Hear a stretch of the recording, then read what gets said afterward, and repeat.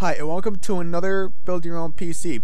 Tonight we'll be focusing on the $550 gaming PC.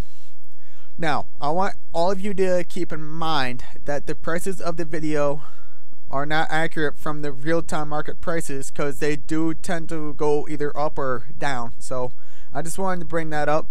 But I might try to keep up to date if I have the extra time. So anyway, let's get this show on the road. And by the way, this will be a beast of a system. You will not be disappointed.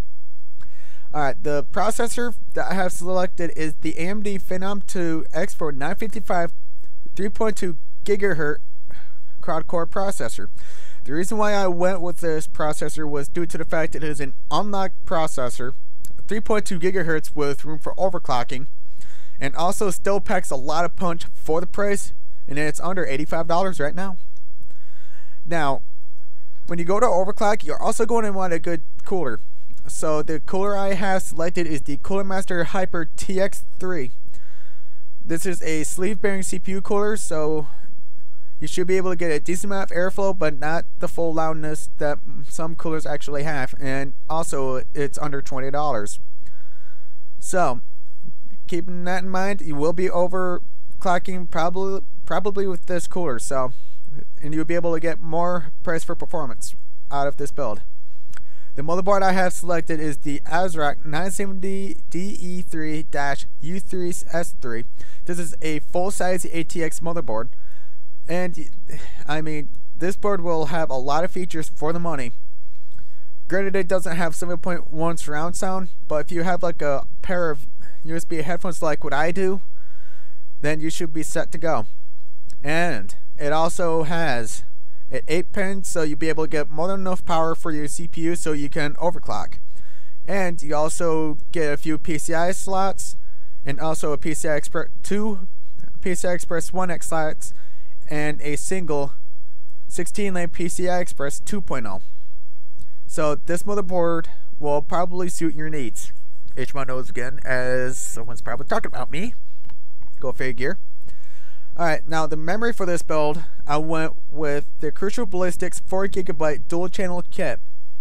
Now again, the reason why I went with 4 GB was for the same reason from the previous video, because not many games run on the full 4 GB.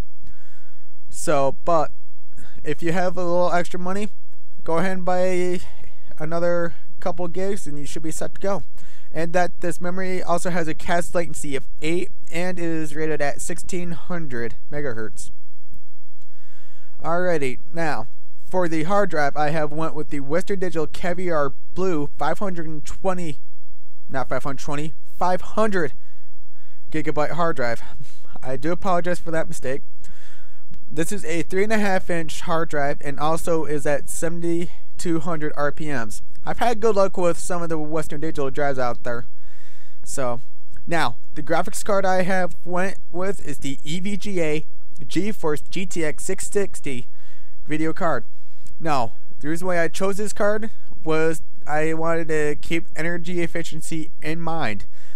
I would have went with the 7870, but the power jaw would just be a little much. So you'll be able to save on your electric bill, maybe about a couple bucks, give or take. And that this card also has 2 gigs of GDDR5 memory on it. So I find that this will be excellent, especially if you're wanting a game at a very high resolution such as 2560 by 1600. And EVGA is well known for their warranties. Now the case, I am ashamed of doing this, but I definitely cheaped out. But with the Topower TP-4106BB Black ATX mid-tower case. Now, I just chose this case because it was cheap and will definitely get the job done. Now, the power supply that I have went is the Raidmax RR500W watt power supply. Wait, correct, that is the RX500AF. And this is a 500 watt power supply which is 80 plus bronze certified. Now some of you out there are probably thinking, why go to Raidmax? Well, Raidmax has a good bang for the buck power supply, and I did do my research on this power supply and it's got a lot of good reviews, and so far I had good luck with the power supplies from Raidmax. I'm currently running on a Raidmax RS730SS, which is a near 80 plus certified, but it's also modular and a 730 watt.